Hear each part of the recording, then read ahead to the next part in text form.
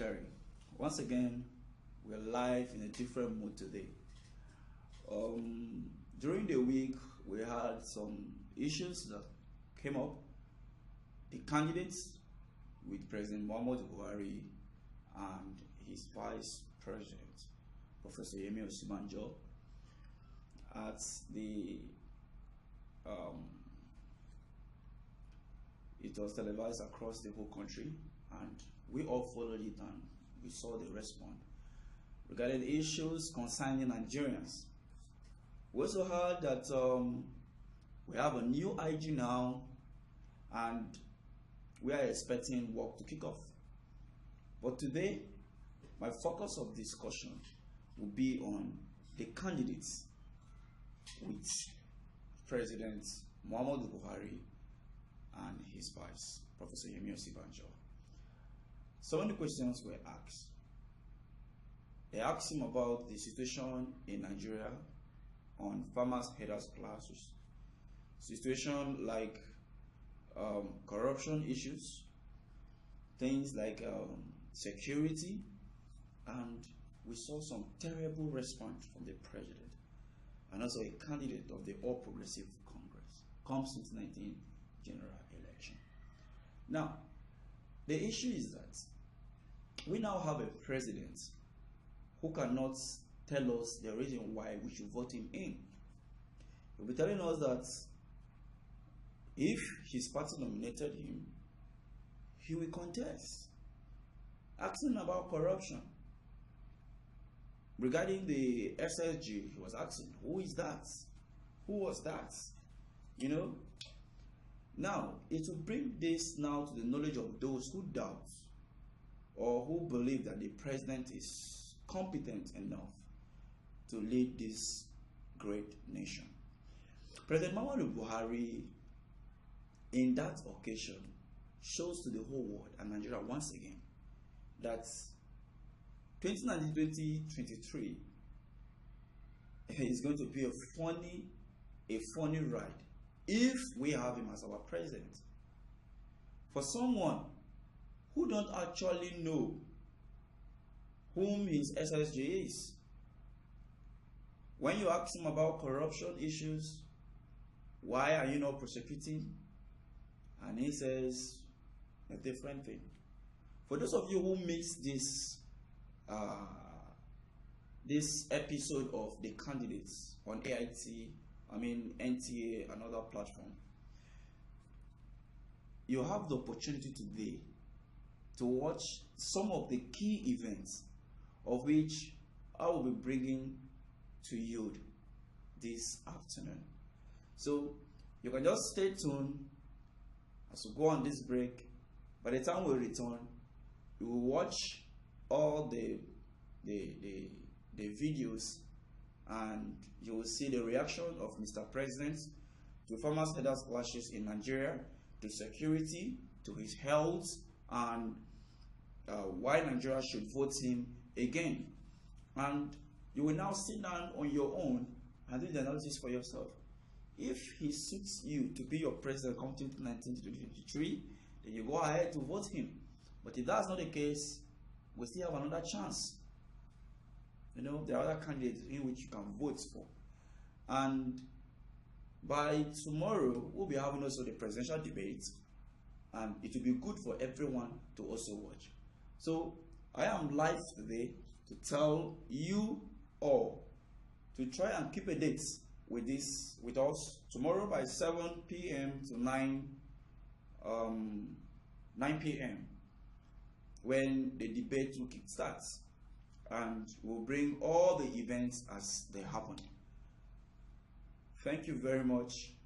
I remain your host, John Jerry. God bless you.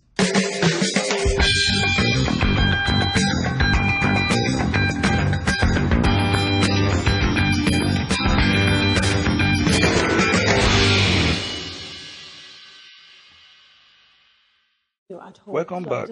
Let's watch. One of those questions, and then maybe Mr. President can answer that alongside a question that was asked previously on corruption. So Ms. Abisoye Balogun says, What does the president want to do with the funds recovered by the EFCC? So we've had situations where the EFCC has recovered funds which are thought to be from corrupt activities. And so the question from someone at home is that, what are you planning to do with those funds?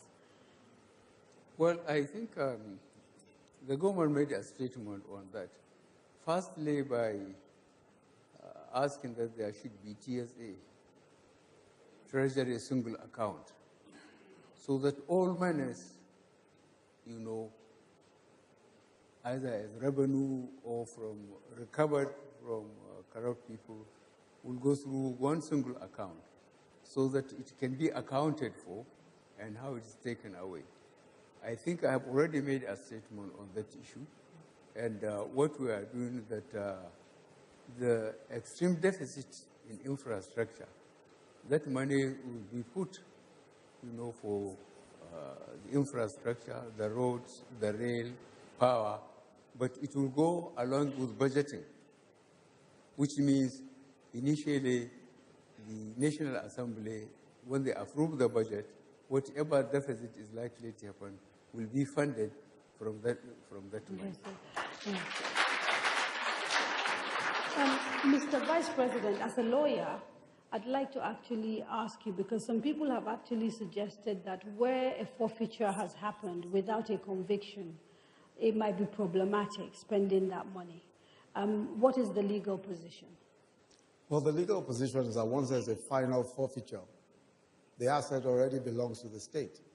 So frankly, I can't understand what sort of problem would arise so long as there has been a final forfeiture. Because, you know, we are having cases where people are not fully charged and no conviction has taken place, but they're being made to return money. Yes. So it's in those cases I'm talking about. Yes. When a person returns, for example, we found cases where assets were returned, where houses were returned, or in some cases where there are houses and all of that. And what we do is that we advertise. We say, if this belongs to you, and you have a legal claim to it, even if it was seized from you, if you have a legal claim, show the legal claim. Show that it was purchased by, you know, legal means and all that. If not, it will be forfeited to the state. There's a complete procedure of forfeiture, which is under the existing laws, the ICPC laws, the EFCC laws. There's a complete process. And those processes are what we follow very strictly. And once there's a final forfeiture order by a court, that's the end of it. There are situations where people return assets, where they return funds, you know. Those funds that are returned are voluntarily returned.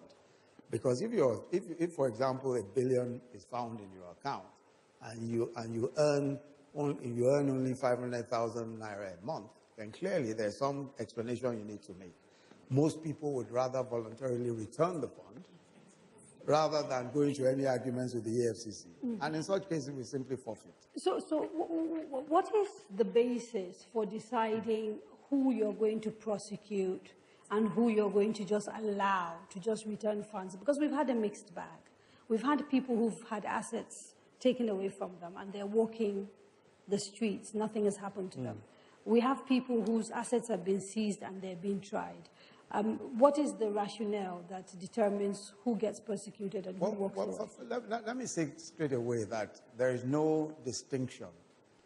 The mere fact that someone has returned assets doesn't mean that they are free and can walk away.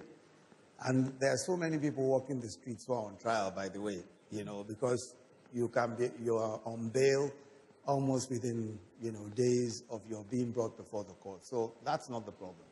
What happens, though, is this. What a prosecutor does is to say, for example, that if you return money, I might decide as a prosecutor to make you a prosecution witness rather than be an accused person.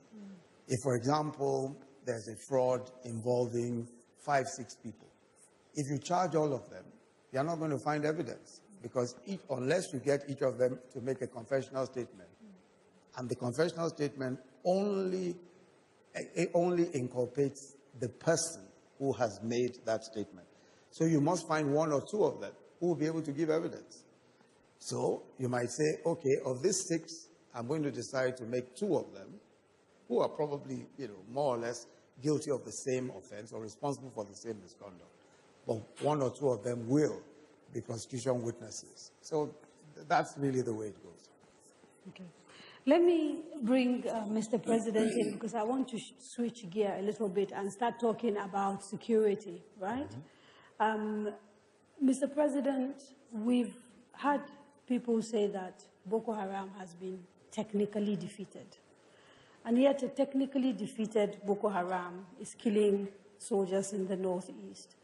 What is going wrong with your fight against Boko Haram? Well, I think the best people that really answer that question are people from the northeast. That means Yobe, Borno, Bauchi, Adamawa. You see, when this administration came in, Boko Haram was holding 17 local governments in the northeast. They are not holding any local government now. So they have resorted, to indoctrinating young people, especially girls, wrap them up with explosives and dispatch them to soft targets, churches, mosques, marketplaces, motor parks. But the best you can get about the performance of this administration vis-a-vis stopping that Boko Haram occupation of Nigeria is when you visit Maiduguri or beyond.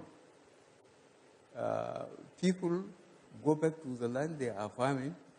They go back to the office. They can drive from Maiduguri to Kano virtually any time of the day, which wasn't happening when we came in.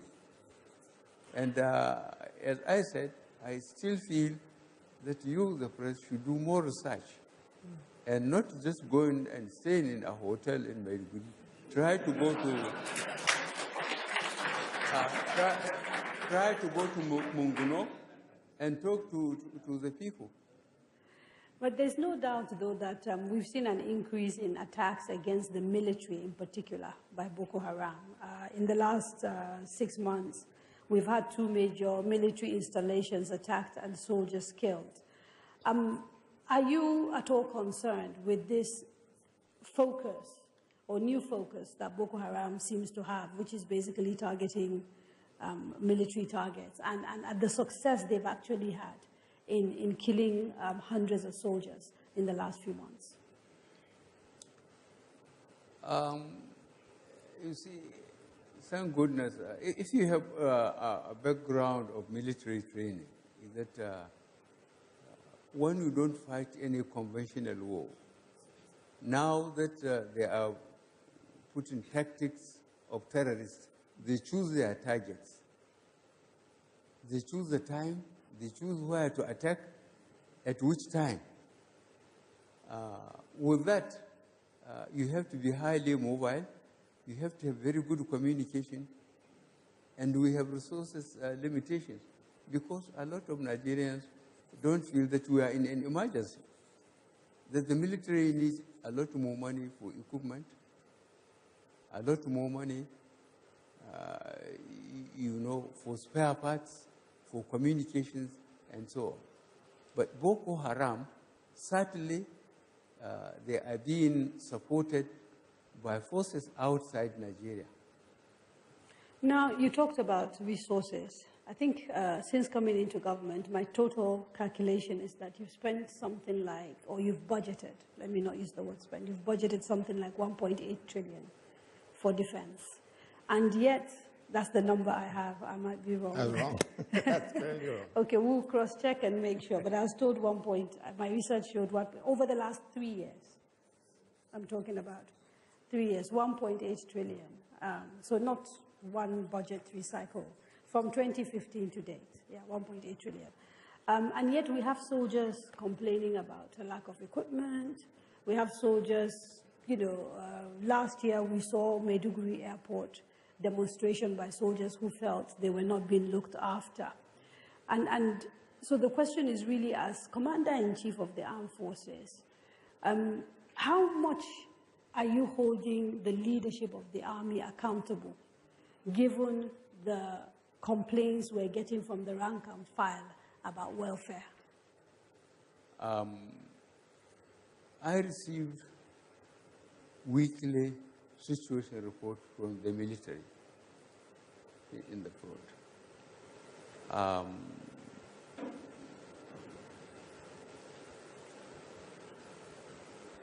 It's extremely difficult, to accuse, the soldiers of going to the extent of demonstrating. But the consequences of that now was that the Army Command has to put investigation, court-martial officers and men for demonstrating, because soldiers are not supposed to demonstrate. And then the action the military is taking against in the front line, let me call it my degree the front line or the northeast, is not normally given to the press. Because on the trial, those who have been tried, if they are not found guilty, they are supposed to be reabsorbed and posted out. But those found guilty are sentenced by the court-martial. And this is being done. Okay, so the concern, though, for ordinary Nigerians is that soldiers appear to be getting punished for being whistleblowers, for indicating that all is not well with the military hierarchy, and that the military hierarchy is not spending the money that it is allocated on soldiers and their welfare. Are you not concerned at all about that? Certainly I'm concerned where we get officers who shortchanging troops, either appropriating their ration accounts or they are not paying them in time. But one of the things I did when I came back clearly, and I got the governor of the central bank involved, was that as far north in the country, there are banks. And soldiers are allowed to open 2 accounts. One, where their families are, and make a written allocation. And then they take the balance wherever they are. And that was being done. So we foresaw that because the experience I had in my military service, to make sure that there is no longer pay on the table. So that paymasters cannot shortchange them. So you're not convinced that there's anything untoward going on with the military budget? That's what it sounds like, that you're not convinced that there's a case to be answered by the hierarchy of the military. That's what it sounds like. Well, the system, I believe the system is still working. Otherwise, there would have been a complete breakdown. The system is working, but it's much more difficult. And don't forget, there are soldiers that think they should only wear a uniform to get the security, mainly the material security, salary, allowances, and accommodation for the family. If you ask them to go to the front, they will put the gun down and disappear. Yeah, but isn't part of the problem is that not many people feel that Nigeria is a country they can now sacrifice for. People do not feel like Nigeria is looking after them, and therefore they can look after Nigeria. No, that's not even fair. Why do you say that's not fair? No, that's not true. If you look at the sheer number of Nigerian troops that have died, have laid their lives on the line, and we just recently celebrated the Remembrance Day, the commitment of Nigerian troops to this country is unparalleled. There's nowhere else in the world to say any suggestion at all that the Nigerian troops are not prepared to lay down their lives for the country is certainly not the case at all. And I think that's certainly the case for the majority, but we are also saying there are soldiers. If you go on social media, there are videos of soldiers complaining about the fact that they're not being looked after, that they don't have boots. And and that the demonstration, certainly in Maiduguri, was not something that journalists manufactured. This was soldiers protesting their terms of engagement. And so the question is, are there things that are going wrong within the military and which this government, for whatever reason, seems really reluctant to investigate? Because we've not heard of anybody saying this is enough concern for us to do something about it. No, but frankly, my take on that is that if there are issues, if, for example, they are assuming that there is any misappropriation of government funds, there's a process, there's a clear process for ensuring that that is not the case. And if people are found responsible, we've had investigations on military spending, and if people are found to be guilty of those things, they will be prosecuted properly. I think that's it. Okay. There's Amma Mata Suleiman. She had a question to ask Mr. President. Is she in the crowd? No? Okay, we'll take a few more questions. On security, please. If you have questions on other things, can you wait until a little bit later? Let's finish with the issue of security now. Questions on security? Yes, sir. The gentleman over there. The gentleman right at the back, and then maybe the one right at the back there in blue. Yes. If you just come and line up, please. Yes. Good evening, Mr. President. It's an honor for me to be here this evening. I think we've done very well. My name is Andrew Ogboro. I think we've done very well in the last 4 years by the numbers. We are the world poorest. We have 13 million out of school. There is poverty. There is hunger. Our universities are on strike. Now, I am tailoring it along the 3 items in which the campaigns were held: corruption, security, and the economy. We've taken corruption, and I understand how we are fighting that corruption, because we've just been told the former Babachi Lawal has been fired, but still he's part of the campaign, so I understand corruption. On security, I've also heard now that until we get more money, we will be where we are. So now I also understand security. So please, I also want to understand the economy, so I can go home and tell myself whether to come out and vote or not. Thank you. Thank you, sir. Yeah, thank you so much. My name is David Obinna Anyele. I work with Center for Citizens with Disabilities. I'm also the president of Nigerian Sitting Volleyball Federation. Sir, I'm talking about security. Our soldiers went to the war front, in particular in Northeast, and many of them are injured. Specifically, many of them suffered disability. In March 21st, 2015, Mr. President, you promised in Lafia, Nasarawa State, that you are going to support and work with the National Assembly to sign the disability bill if they send it to you. On the 18th of December 2018, the National Assembly transmitted the disability bill to your office. Sir, my question, how do you protect these Nigerian soldiers that have suffered disability by signing a law that will protect them from discrimination and harmful practices? Thank you, sir. Thank you. Yeah. Good evening, Mr. President and Mr. Vice President. My name is Ayo Oyalo. Firstly, before I ask my question, I need to correct one impression now. The video you're talking about is a fake news. That's an old video of 2015 that has been, 2014, that has been disproved. So that needs to be corrected.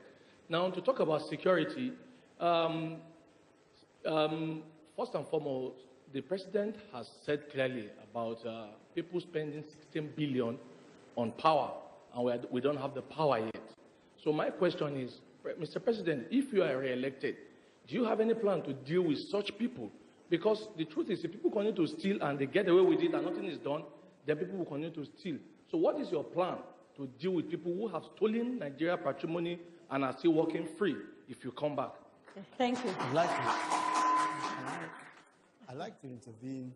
Yes. I'd like to intervene on the question that Mr. Oboru asked. Okay. Because it really has to do with the economy, the question of poverty and all of that, and where we are today, just so that Mr. Oboru can vote.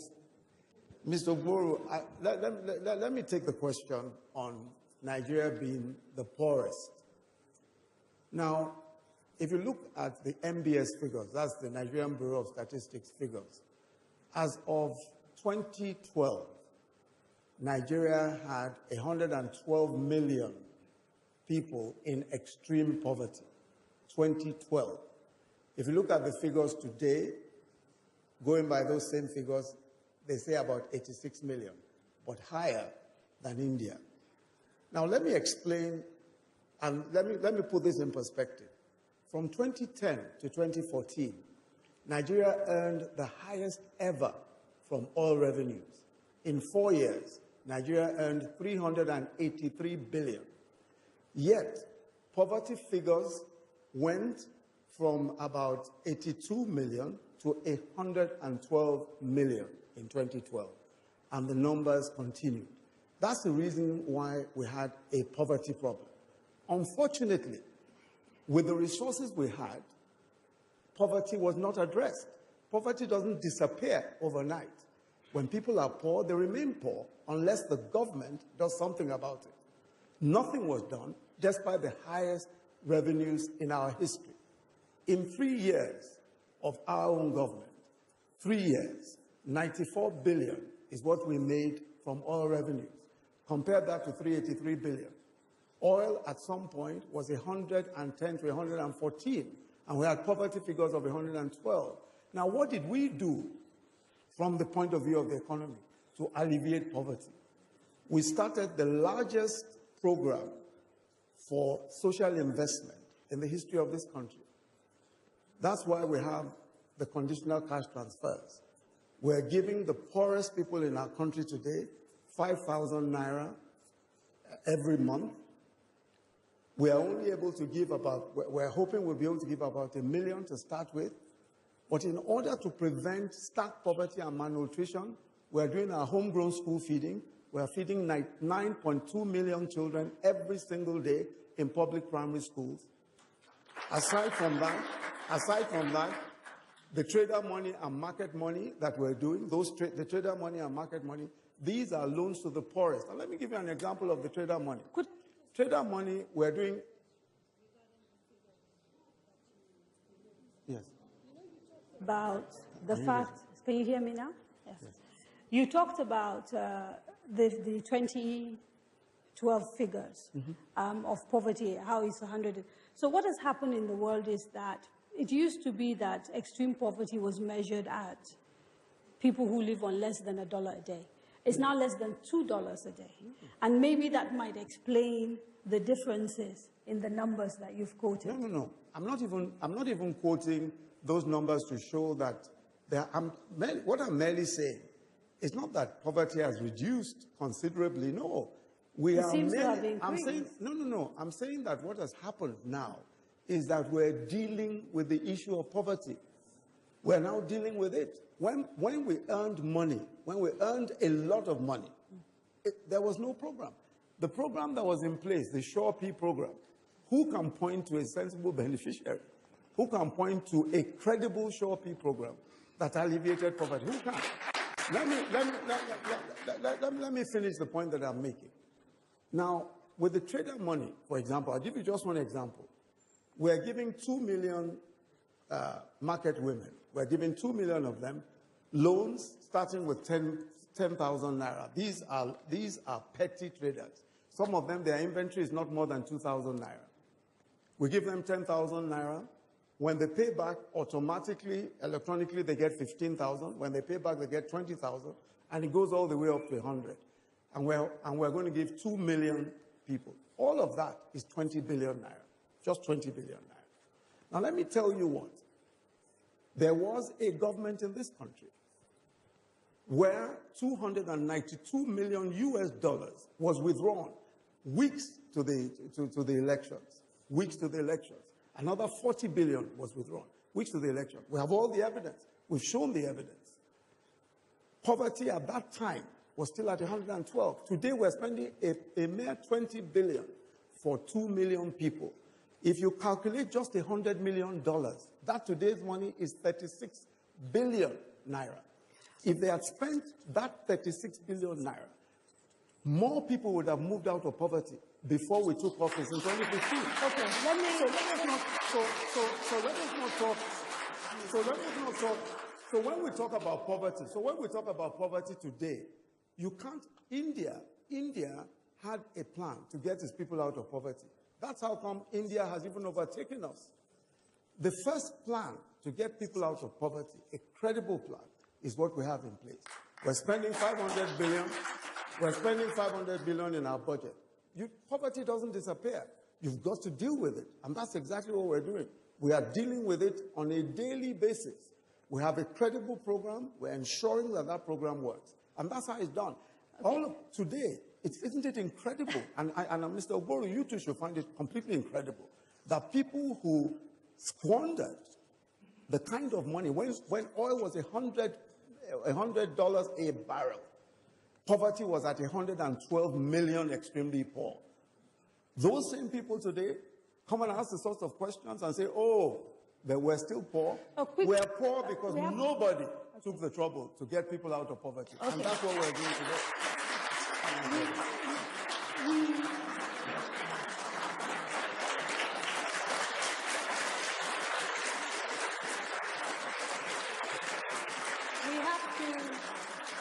We have to take a quick break, but before we do, a quick question.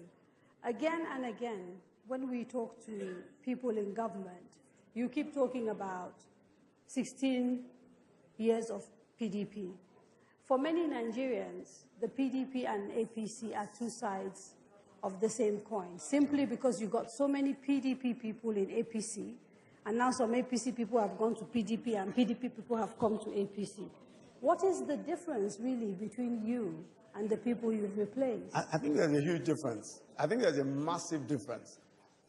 At the core of any political party, at the core of the political party, is an ideology, is a philosophy.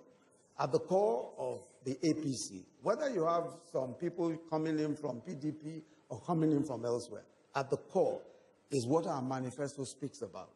Our manifesto speaks about the social development of Nigeria, in particular, looking at issues of the ordinary Nigerian. How do we lift the ordinary Nigerian out of poverty? That has been our focus. That guides everything we do. It guides our budget. It guides the way we develop our budget. It guides the way we think. It guides our economic recovery and growth plan. At the core, there must be a core. Membership of a political party is open to everybody. People are going to come from anywhere. But you must have a core belief. And we have a core belief. That core belief is what has seen us doing our social investment program, is what has seen us investing in infrastructure, despite earning 60% less than previous governments. Okay. We're investing the largest amount of money ever in the history of this country in infrastructure. Okay. Yes. It's time for another break. We won't be away for too long, so please stay with us. The beauty of democracy rests in the power the system has given to the teeming population to elect an eligible candidate of their choice for any political office. But the right to vote is not a license to kill. Democracy is government of the people, by the people, for the people, where majority carries the vote. It is not a do-or-die affair. Say no to violence. Your weapon at the poll is your permanent voter's card, not a dagger. Your future is in your hands. You have the right to lead. Don't cause trouble. Vote wisely. I tell you, man, music is the most powerful force for this world. As better jam the flow, that's so everybody will feel and they rock out. You know, as a musician, I see this thing every time I stage perform. You know, everybody knows the scatter body. You know, even as you bought yourself when you form, that's when you feel like saying, not if you touch yourself. Before you know, music don't they move there, they don't enter that side. You know, that time it don't matter which political party where you did or the person where you support, it don't matter. So why it no fit be the same on election day? Why we no fit just go, jejely go vote without throwing blow, throwing stone, carry stick, carry machete, discuss everybody. So just remember, say, after all the political wahala and the brouhaha finish, we go still go back with the rock correct music together.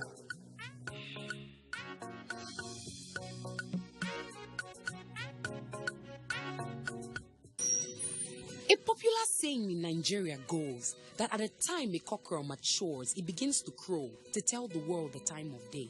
This makes a crucial premise for all of us who have come of age, the youths, to lend our voices to a nation set to flip a new page, like the chance to vote and be voted for, whether being a youth, a woman, or a person with disability, and to do this in unity. And to anyone who hasn't been confident enough to exercise these rights, I beg, step out of the dark and come into the light. I mean, your participating in the electoral process is significant, a moment to behold, like that cock crowing in the morning to tell about a difference.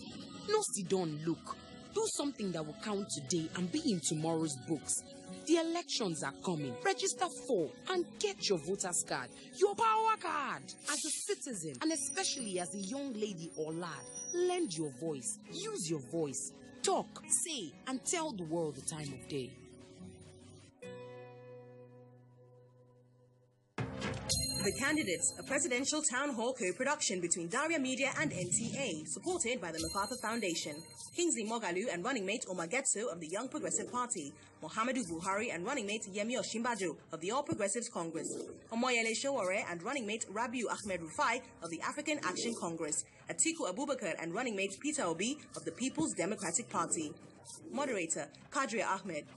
Next town hall, Wednesday, 23rd January, with Omoyele Sowore and running mate Rabiu Ahmed Rufai of the African Action Congress. Town hall venue, Sheraton Hotel, Abuja, from 7 to 9 p.m. The candidates will be broadcast live on NTA and other partner TV and radio stations, as well as streamed online on NTA and DTV.media. If you're over 18 and want to be part of the audience, apply online at daria.media or use the hashtag NGTheCandidates or participate online using the hashtag NGTheCandidates.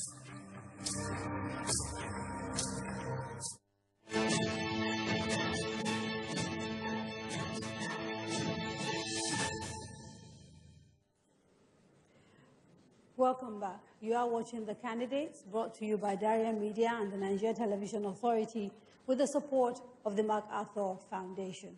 We've got a number of questions, Mr. President, so I'll read a few and then come back to you. There was a question that we didn't get to addressing, which was on whether you have any special plans different to the plans you have now to deal with people who are corrupt and are walking around freely if you are re-elected into office.